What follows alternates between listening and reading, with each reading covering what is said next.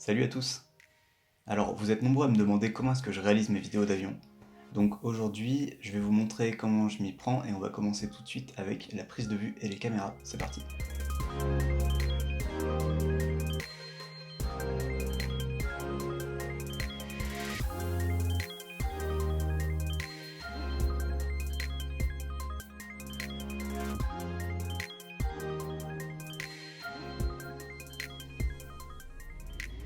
Pour commencer, vous aurez besoin de une ou plusieurs caméras. Alors pour choisir le modèle, il y a bien sûr GoPro qui a une valeur sûre.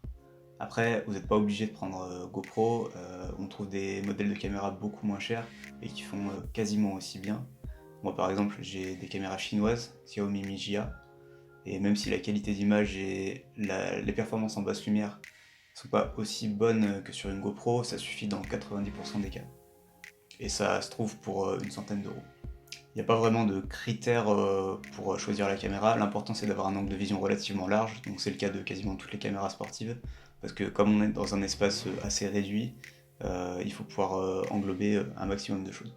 Il y a une fonction qui est assez sympa sur ces caméras, c'est la stabilisation d'image. Ça va permettre de bien montrer les mouvements de lacets et de roulis dans l'avion. Ce sera particulièrement visible quand il y a des turbulences ou alors quand on est en finale et qu'on met des gros mouvements de palonnier, donc ça a un effet plus immersif. Alors si vous avez déjà filmé votre hélice avec une de ces caméras ou avec votre téléphone portable, vous avez sûrement déjà remarqué que l'hélice est un peu découpée de façon pas du tout naturelle. En fait ça s'explique parce que contrairement aux appareils photo un peu plus traditionnels, nos petites caméras elles n'ont pas de diaphragme pour contrôler la quantité de lumière qui atteint le capteur.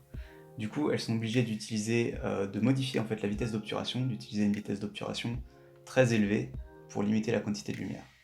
Le problème de ça, c'est que ça a tendance à figer les mouvements, et combiné à la technologie de capteur qui est utilisée sur ces appareils, capteur CMOS, qui en fait balaye l'image, et ben à mesure qu'on balaye avec une vitesse très rapide, ça... Je sais pas comment expliquer, mais c'est plus clair avec une image en fait. Voilà. Donc pour compenser ça, il y a des filtres qu'on peut visser directement sur l'objectif de la caméra. Ça s'appelle des filtres à densité neutre. Et en fait, ça marche un peu comme des lunettes de soleil, ça réduit la quantité de lumière qui traverse l'objectif.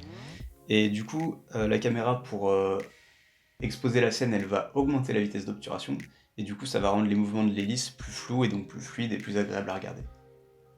En fonction de l'avion dans lequel vous volez, ce sera plus ou moins facile de fixer vos caméras.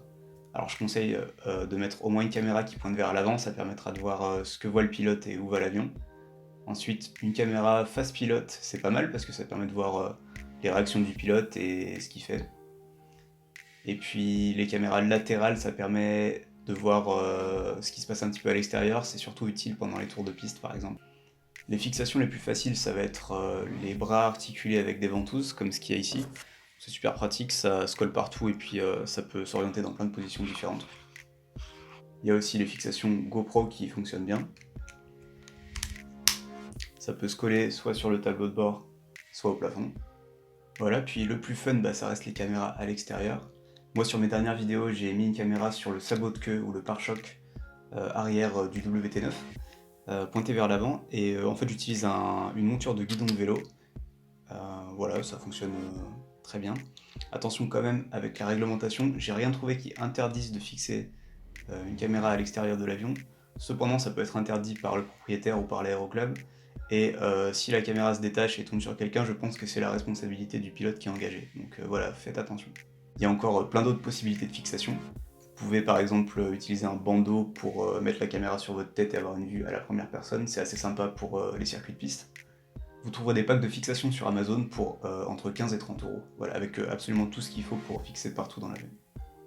Donc faites attention quand vous collez vos caméras, il faut vraiment qu'il n'y ait aucun jeu dans la fixation. Si vous la mettez sur une fenêtre, assurez-vous que ce soit le plus près possible du bord, c'est là qu'il y aura le moins de vibrations. Enfin faites attention à bien serrer vos ventouses, n'hésitez pas à humidifier un petit peu le support, parce que sinon ce qui va se passer, c'est que lorsque vous allez décoller et prendre de l'altitude, la pression externe va diminuer et du coup la ventouse risque de se décoller en plein vol, ça m'est déjà arrivé. Pour enregistrer les communications radio, j'utilise un adaptateur qui se branche directement sur la sortie casque de l'intercom. Ensuite, de l'autre côté, on a un mini jack qui peut se brancher soit sur un téléphone, moi j'utilise mon téléphone, soit sur un dictaphone. Il y a une alternative qui marche bien aussi, c'est de mettre un kit main libre de téléphone directement dans l'oreillette du casque, et d'enregistrer avec le téléphone.